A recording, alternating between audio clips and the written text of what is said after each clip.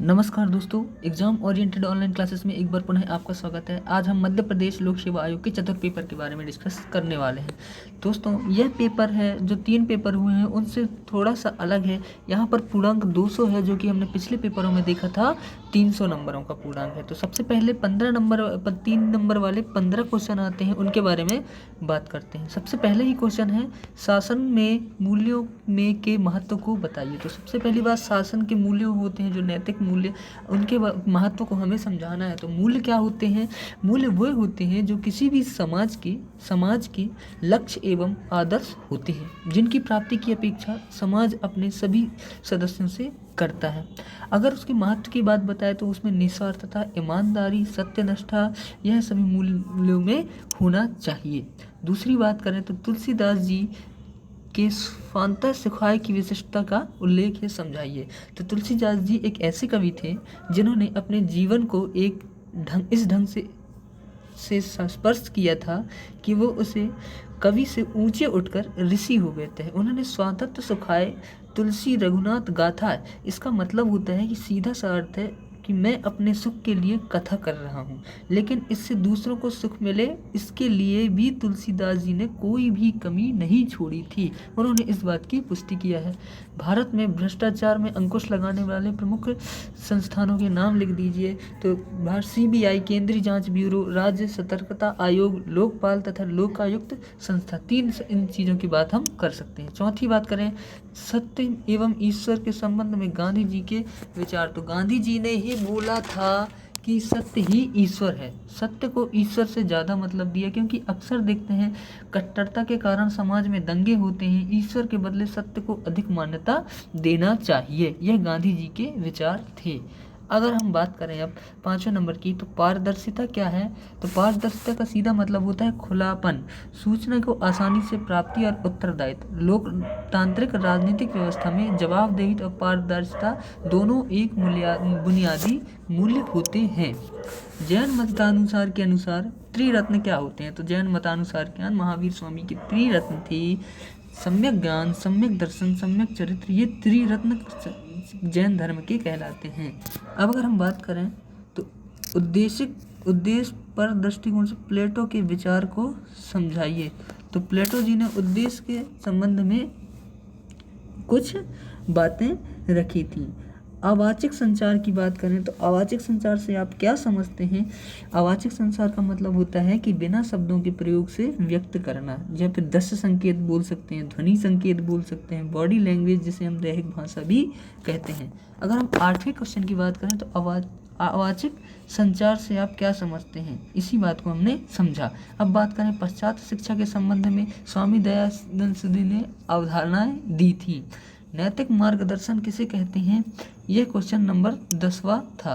अंतर्राष्ट्रीय पारदर्शिता के बारे में लिखिए, 11वें क्वेश्चन है। सिविल सेवक के किन 3 संवेगिक बुद्धि आयामों को जानना चाहिए?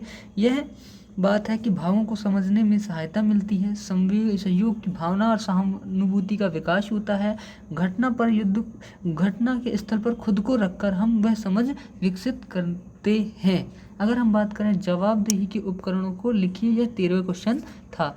चौथे की बात करें तो महात्मा बुद्ध ने प्रतीत समुत्पाद को समझाइए। तो यहाँ पर प्रतीत समुत्पाद का सीधा सा मतलब है कि कोई भी घटना होती है वह अकारण नहीं होती, उसके पीछे कोई भी कारण होती है, चाहे वह भौतिक हो या अभौतिक। कोई भी घटना बिना कारण घटित नहीं होती।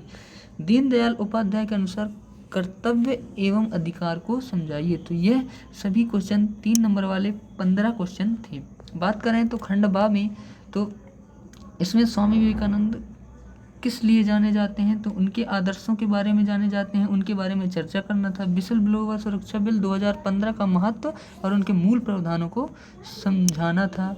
तीसरे क्वेश्चन की बात करें तो राजा राम मोहन राय का समाज में क्या योगदान है? चौथे की बात करें प्रशासन में नैतिक नेतृत्व के मुख्य गुण क्या क्या होते हैं, इनके बारे में बताना था। 5वें क्वेश्चन की बात करें तो इसमें सिविक सेवक के कमज़ोर वर्गों के प्रति सहिष्णुता और संवेदना क्यों महत्वपूर्ण है, इसकी जानकारी प्रदान करनी थी। कानून का शासन सुशासन का एक आवश्यक अंग है, इसके बारे में समझाना था।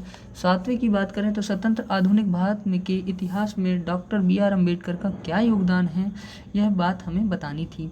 8वें की बात करें तो उधार देना, उधार लेना तथा निजी व्यापार के संबंध में केंद्रीय असैनिक सेवा का नियम उल्लेख करना था। भ्रष्टाचार को परिभाषित तथा मूल प्रणाली से इसका संबंध, भ्रष्टाचार रोकने हेतु कानून ढांचे की सूची बनाना था। कौटिल्य के राजा के क्या कर्तव्य सप्ताह सिद्धांत की बात करनी थी। पूर्वाग्रह के निवारण में विधि कौन कौन सी हैं, यह बात हमें बताना था। दर्शन के इतिहास में डॉक्टर राधा कृष्णन का योगदान बताना था। सामयिक बुद्धि की धारणा का स्पष्ट, ये सभी दार्शनिक के क्वेश्चन थे। रामचरितमानस के अनुसार शासक के आदर्श की भूमिका क्या है, यह तुलसीदास जी के रामचरितमानस से हमें लेना था। अभिक्षमता, अभिरुचि और बौद्धिक की कैसे भिन्न है, इस बारे में जानकारी प्रदान करनी थी। अहिंसा का क्या महत्व है, इसके बारे में भी बात बतानी थी। संचार की प्रक्रिया में सम्मिलित तत्वों का वर्णन करना था तथा 18वां क्वेश्चन था, क्या व्यवहार सदैव व्यक्ति की अभिवृत्ति की प्रतिबंधित करता है, एक प्रशासनिक उदाहरण देना था। सेक्शन अगर सी की बात करें तो इसमें कुल क्वेश्चन थे केस स्टडी, जिस पर विकल्प दे रहे थे, कुछ बातों को हमें समझाना था। केस स्टडी आई थी तो केस स्टडी पहले ही बात की थी केस स्टडी कि एक सरकारी अधिकारी के व्यवहार में नम्रता, ईमानदारी और कर्तव्यपरता के साथ अपने अधिकार को समुचित निर्वहन करने की दक्षता, सहयोग और सेवा के भाव को भी, तो यह चारित्रिक गुणों को संपन्न उसे अधिकारी के साथ साथ दृष्टि श्रेष्ठ नागरिक बताती है। विनम्र व्यवहार सबको सुख देता है, सामाजिक सद्भाव को बढ़ावा देता है। विनम्र व्यवहार अहंकार से रिक्त होकर ही किया जा सकता है। जिस प्रकार एक व्यक्ति समाज में रहकर अपने व्यवहार से कर्तव्य और अधिकारों के प्रति सजग रहता है, उसी तरह देश के प्रति भी उसका व्यवहार कर्तव्य और अधिकार की भावना से भावित रहे। उसका कर्तव्य बनता है कि ना तो स्वयं कोई ऐसा काम करे और ना ही दूसरों को करने दे जो देश हित में ना हो, देश के सम्मान में संपत्ति की रक्षा है। इस केस स्टडी से कुछ क्वेश्चन आए होंगे जो यह हैं। पहला ही था, व्यक्ति की विनम्र व्यवहार कैसे सबके लिए आवश्यक और सुखदायी होता है। विनम्र व्यवहार के लिए क्या क्या आवश्यक है। देश और समाज के प्रति अधिकारी और व्यवहार कर्तव्य कैसा होना चाहिए। इसमें अथवा में था रेजिडेंस वेलफेयर एसोसिएशन के अध्यक्ष के बारे में बताना था, जो कि यह भी एक केस स्टडी है। इसमें कुछ क्वेश्चन दिए हुए थे कि महानगरों में वायु प्रदूषण के प्रमुख कारण बताना था। बढ़ती हुई जनसंख्या का पर्यावरण पर क्या प्रभाव पड़ता है, स्पष्ट करना था। पर्यावरण की रक्षा के लिए क्या करना चाहिए, अपने कर्तव्यों के बताना था। चौथा देखें तो यह भी एक केस स्टडी 21वीं सदी की विश्व अर्थव्यवस्था के बारे में पूरी केस स्टडी आई हुई थी, आप देख सकते हैं।